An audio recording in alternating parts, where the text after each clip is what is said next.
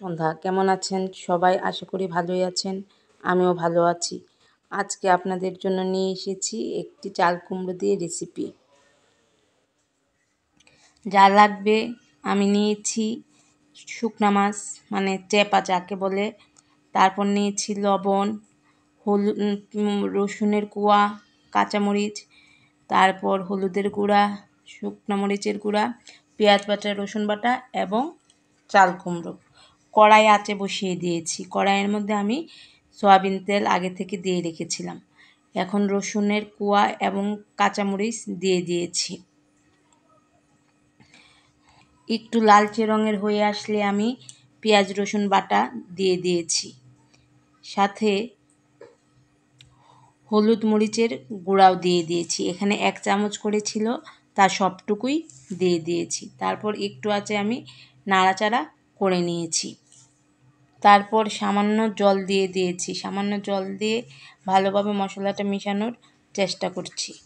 তারপর আমি শুকনা মাছগুলো দিয়ে দিয়েছি কড়াইয়ে দিয়ে একটু আঁচে নাড়াচাড়া করে নিয়েছি।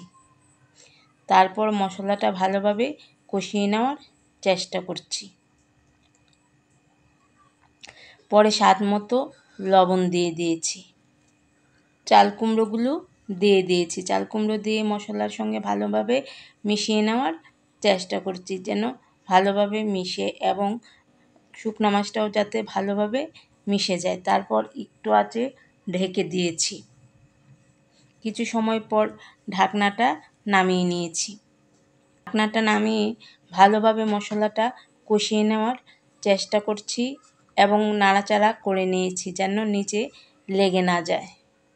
পরে সামান্য জল দিয়েছিলাম। সামান্য জল দিয়ে কিছুটা সময় আঁচে রেখে দিয়েছি।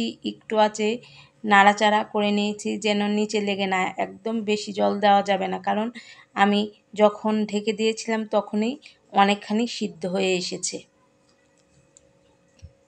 তারপর যখন একদম মাখো মাখো হবে না এবং ঝোলঝোলও থাকবে না, মাঝামাঝি অবস্থায় থাকবে এবং এদিকে চাল কুমড়োগুলো ভালোভাবে সিদ্ধ হয়ে গেছে, তখন আমি নামিয়ে নিয়েছি এবং গরম ভাতের সঙ্গে পরিবেশন করেছি। চাইলে আপনারা বাসায় করে দেখতে পারেন।